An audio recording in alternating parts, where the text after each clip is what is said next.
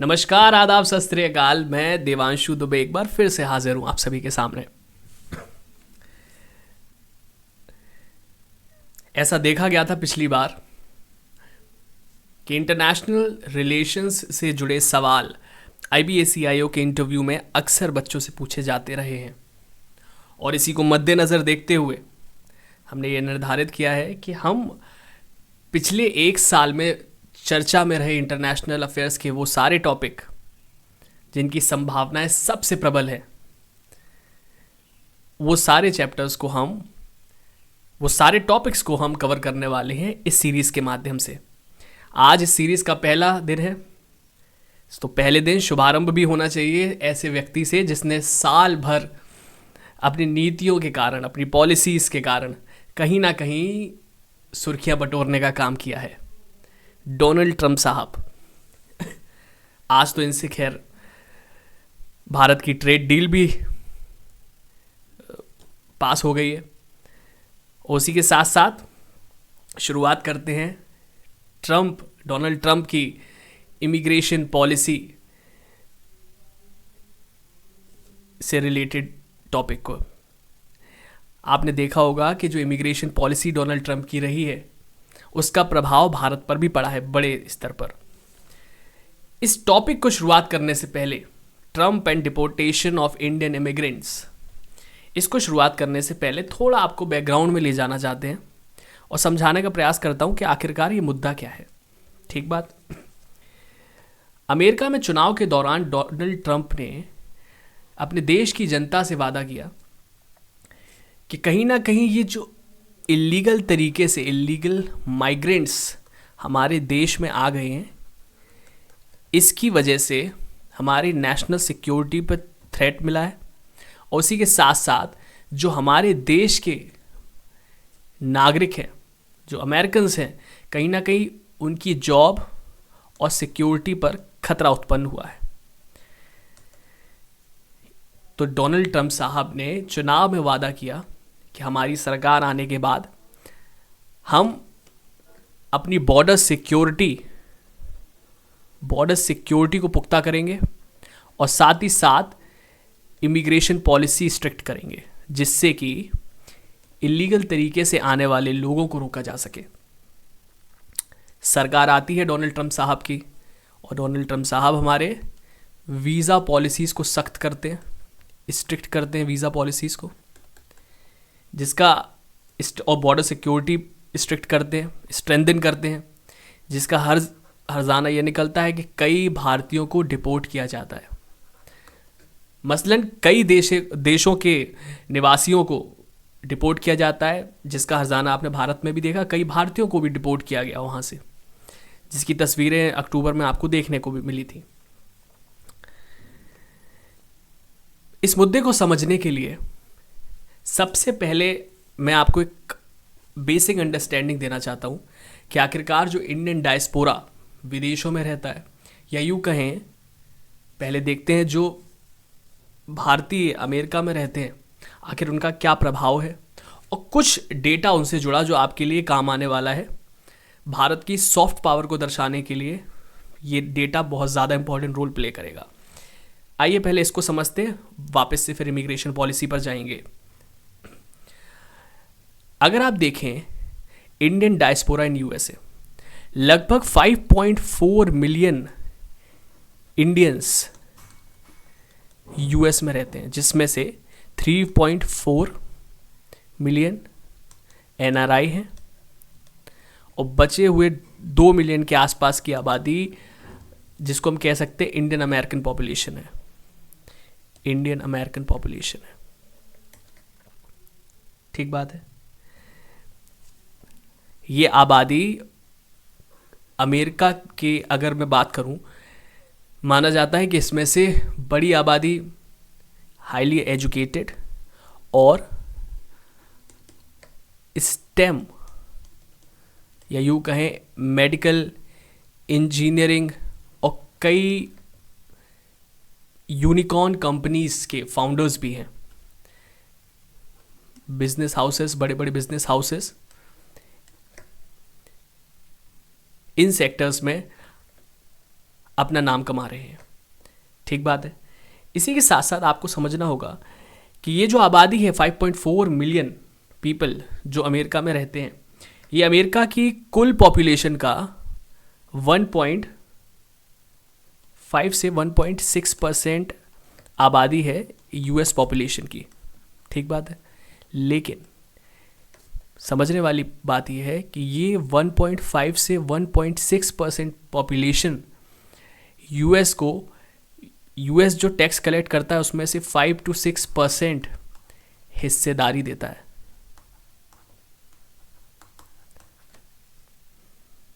That means अच्छी खासी साख और मजबूत स्थिति में है भारतीय जो अमेरिका में रहते हैं।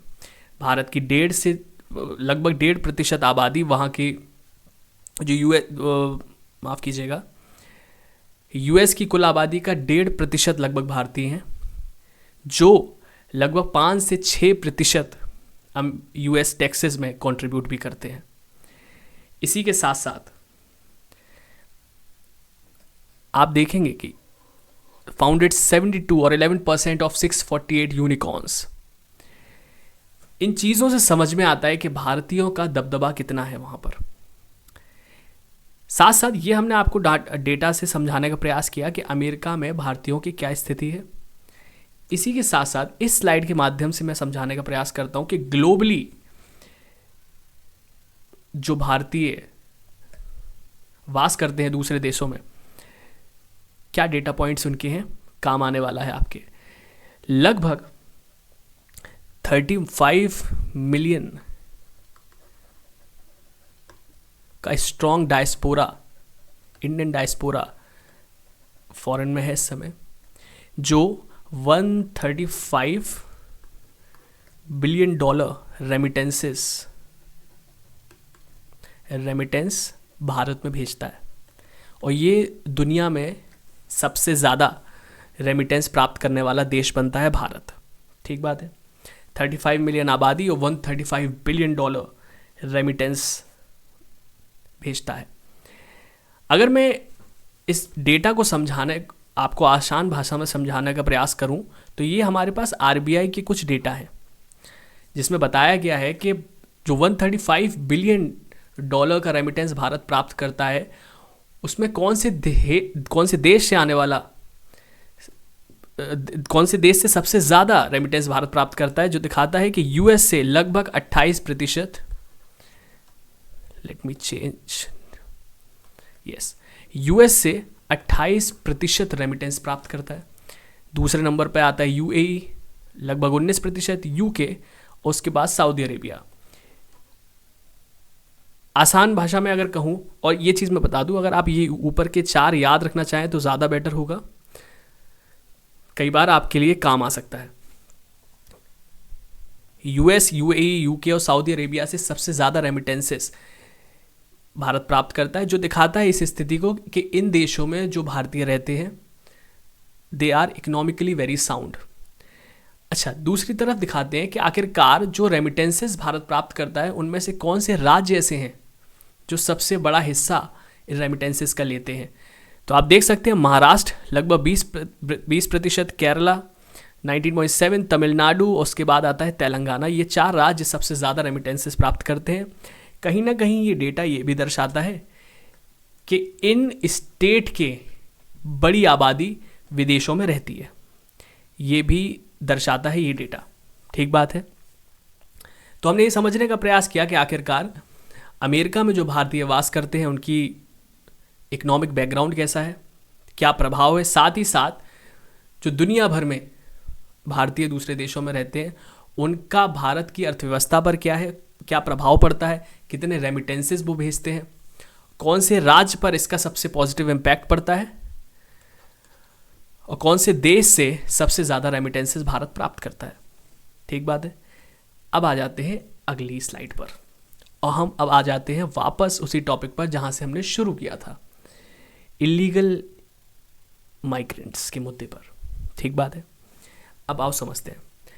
ये डेटा हमको दिखाता है number of Indian immigrants in the US. ठीक, तो आप देखेंगे अगर मैं 1990 की बात करूं तो लगभग 4.5 लाख भारतीय अमेरिका में रहते थे। ठीक है, लीगल तरीके से, ये लीगल डेटा है। 2021 आते आते हमने देखा, 2021 के फिगर दिखाता है लगभग 27 लाख की आबादी, या यूँ कहे 2.7 मिलियन पॉपुलेशन अमेरिका में, मतलब इंडियन जो थे, इंडियन पॉपुलेशन अमेरिका में रहने लगी। तो ये दर्शाता है माइग्रेशन को। दूसरी चीज़, ये 2021 का डेटा है। अगर मैं आज की तारीख में आपको बताऊं तो 3.4 इंडियन एनआरआईज यूएस में रहते हैं और लगभग 2 मिलियन की आबादी, लगभग 2 मिलियन की आबादी जो है वो इंडियन अमेरिकन है, जो मैंने आपको शुरुआत में भी बताया था।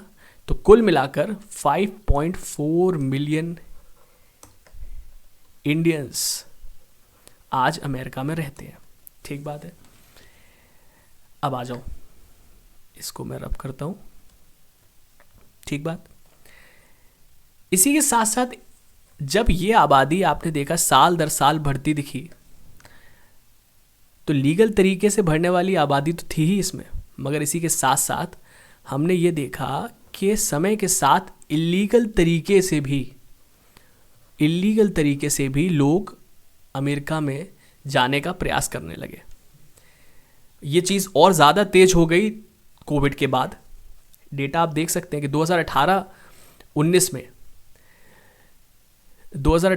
लगभग 8,000 भारतीय इलीगल तरीके से घुसने का प्रयास किया था। 8,000 वो आबादी है जिसको वहाँ की इमिग्रेशन डिपार्टमेंट ने पकड़ लिया था। ठीक बात है। और 2024 का आंकड़ा आप देखेंगे, 2023-24 के आंकड़े में, जिसमें लगभग 1 लाख की आबादी, 1 लाख इंडियंस इलीगल तरीके से अमेरिका में घुसने का प्रयास करते हैं। ये 1 लाख वो आबादी है जिसको वहाँ की इमिग्रेशन डिपार्टमेंट ने पकड़ लिया था। मसलन ये दर्शाता है कि कितनी बड़ी आबादी ने वहाँ पर इलीगल तरीके से एंट्री ले ली होगी और असाइलम भी सीख कर लिया होगा। तो ये कहीं ना कहीं, और ये मसलन ये चर्चा या ये मुद्दा सिर्फ अमेरिका के लिए नहीं है, दुनिया की कई डेवलप्ड इकनॉमीज़ का ये कहना है कि हर डेवलप्ड देश की सरकारों ने ये मुद्दा भारत के साथ रखा है कि हमारे देश में इलीगल तरीके से घुसने के प्रयास किया जाता है कई इंडियंस के द्वारा, जिसमें से अमेरिका भी एक देश बना हुआ है इस समय। ट्रंप की स्ट्रिक्ट पॉलिसीज़ के कारण ये डेटा हमारे सामने आया और ये उसने दर्शाया कि किस तरीके से इलीगल तरीके से घुसने का प्रयास किया जाता है।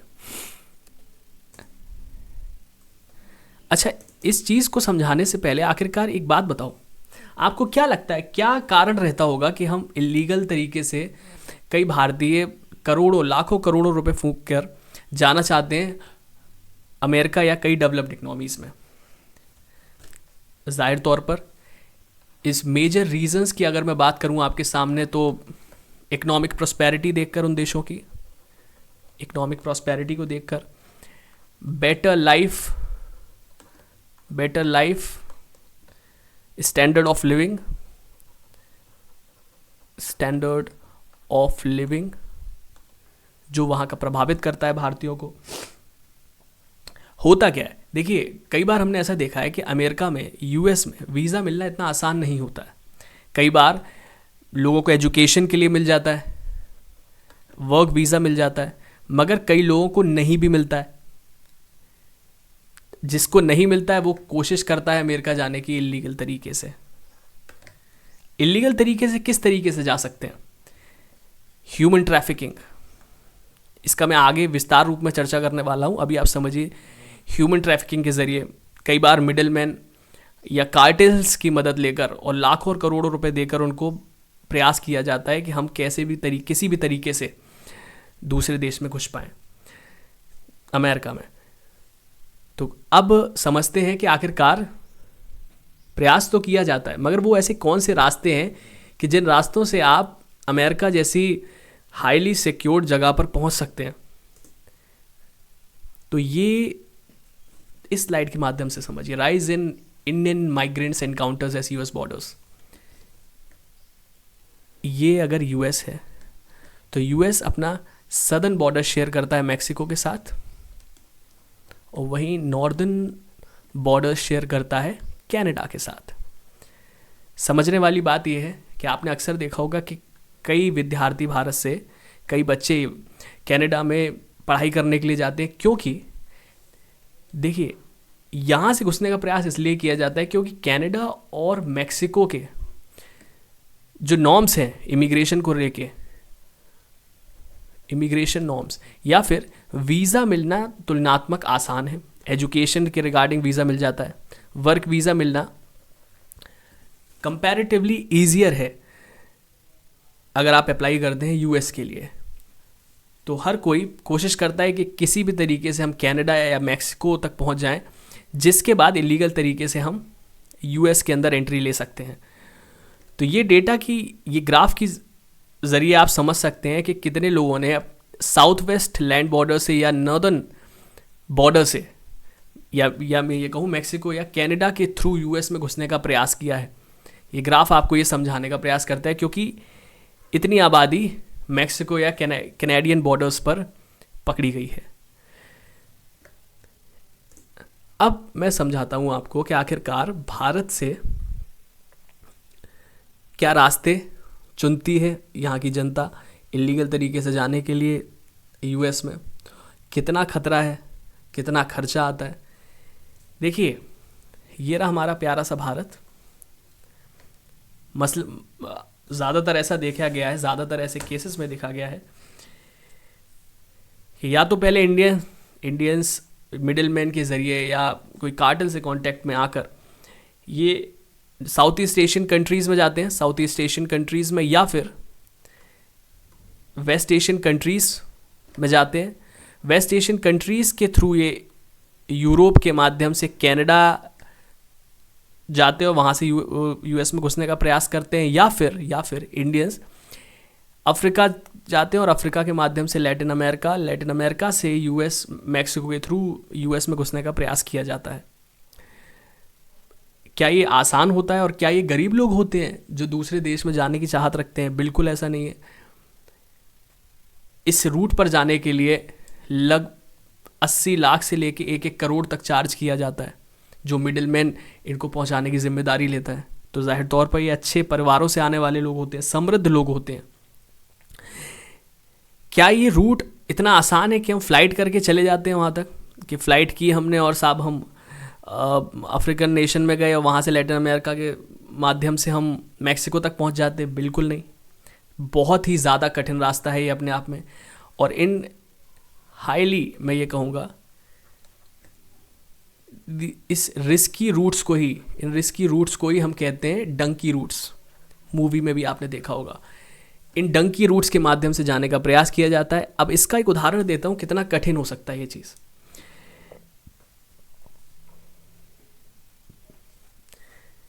आइए समझते हैं।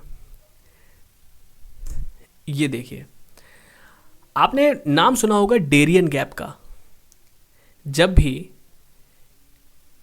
आप मैक्सिको में घुसने का प्रयास करता है कोई भी व्यक्ति, तो उसको पार करना पड़ता है कोलंबिया के माध्यम से पनामा जाने के लिए डेरियन गैप। ये डेरियन गैप साधारण जगह नहीं है, एक्सट्रीमली डेंजरस, जिसमें फॉरेस्ट है, टेरेन और रिवर्स।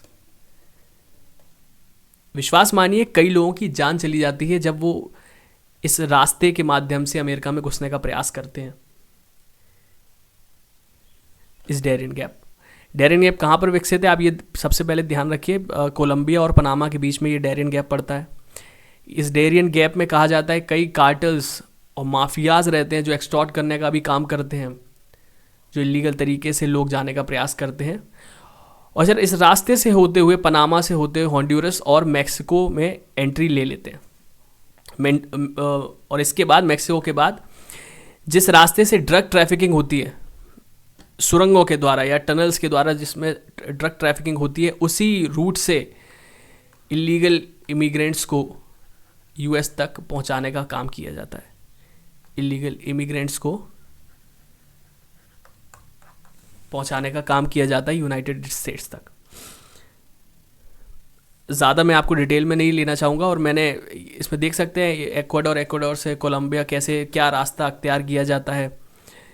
मोटे रूप में मैंने आपको बताने का प्रयास किया कि ये रास्ता इतना आसान नहीं है, अगर आप समझ पाएंगे कि कैसे कैसे रास्तों से जाया जाता है। अच्छा, एक चीज़ यहाँ पर इम्पॉर्टेंट अब समझने का प्रयास करते हैं कि भारत के किन राज्यों में सबसे ज़्यादा खुमार देखा गया है अमेरिका जाने को लेकर।